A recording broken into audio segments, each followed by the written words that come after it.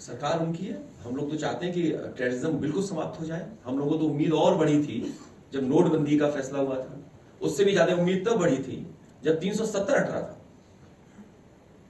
और उससे भी ज्यादा उम्मीद इसलिए बढ़ी कि सब कुछ अपॉइंटमेंट उन्हीं के हैं, हर फैसला मनमर्जी से लिया गया है। जो फैसले वहां हुए हैं भारतीय जनता पार्टी ने अपनी मनमर्जी से लिए, उसके बावजूद भी इतने लोग शहीद हो जाएं, इतने टूरिस्ट शहीद हो जाएं, इससे ज्यादा दुखद घटना कोई नहीं हो सकती। और जिन्होंने अपने परिवार के सदस्यों को खोया है, अब वो कभी वापस नहीं आएंगे। वो खो दिया तो अब हमारे से वो दूर चले गए। तो इसका जवाब भारतीय जनता पार्टी के पास नहीं है। सर, बंगाल से एक वीडियो सामने आ रहा है।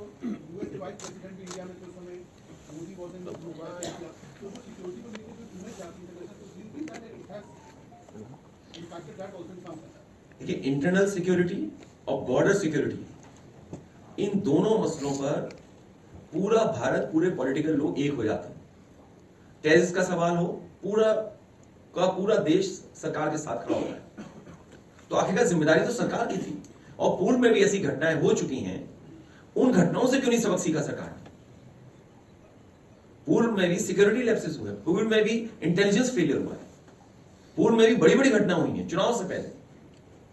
उन घटनाओं से सबक क्यों नहीं सीखा? और दुनिया में अगर इस तरह का संदेश जाएगा तो स्वाभाविक है भारत की छवि खराब होगी। सर, बंगाल से एक भाजपा नेता शुभेंदु अधिकारी का वीडियो सामने आ रहा है। वो अपनी पुत्रवधू जिसका पति एक्सपायर हुआ है, उनसे कहने की जबरदस्ती कहलवाया जा रहा है कि ये कहिए कि हिंदू होने के नाते मारा आपको। अब आप ही बाइट दे दो चैनल में, हम तो नहीं दे पाएंगे, हमारे लिए खतरा है, हम तो नहीं दे पाएंगे बाइट। सर, मुख्यमंत्री उप मुख्यमंत्री सभी कानपुर गए हैं, तो आप विपक्ष के नेता हैं, क्या आप भी जाएंगे?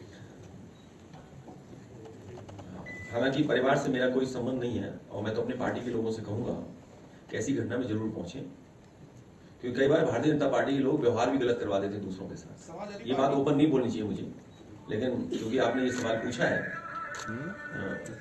कभी भी किसी को कार्यक्रम में अपमानित करा देती है भारतीय जनता पार्टी, इसलिए बहुत सावधान भी रहना चाहिए। और अभी तो आप मेरा साथ दे रहे हो, 5 मिनट उनका साथ दे लूंगा। अभी हमें ही जाने के लिए कह रहे हो? मुझे याद है एक फौजी क्या मैं गया था एज ए मुख्यमंत्री, उस कमरे में आरएसएस के लोग बैठे हुए थे। उन्होंने क्या करवाया था आप पता करवा लेना। और जबकि वो जवान जो शहीद हुआ था वो जॉर्जियन था, ब्रिटिश स्कूल के पास आउट थे, वो ब्रिटिश स्कूल से नहीं पास आउट। इसलिए आप कब उनके साथ हो, 1 मिनट हमारे साथ हो बस, ये पूरा देश जानता है। इसीलिए आपने देखा नहीं किसी मीडिया के एक रिपोर्टर के साथ क्या व्यवहार हुआ है। वो इसलिए व्यवहार हुआ है क्योंकि पिछले कितने वर्षों से आप क्या गा रहे हो, क्या सुना रहे हो। आप सच्चे पत्रकार नहीं बचे हो। अगर सच्चे पत्रकार आप लोग बन जाएंगे, उस दिन देश की सुरक्षा और मजबूत हो जाएगी।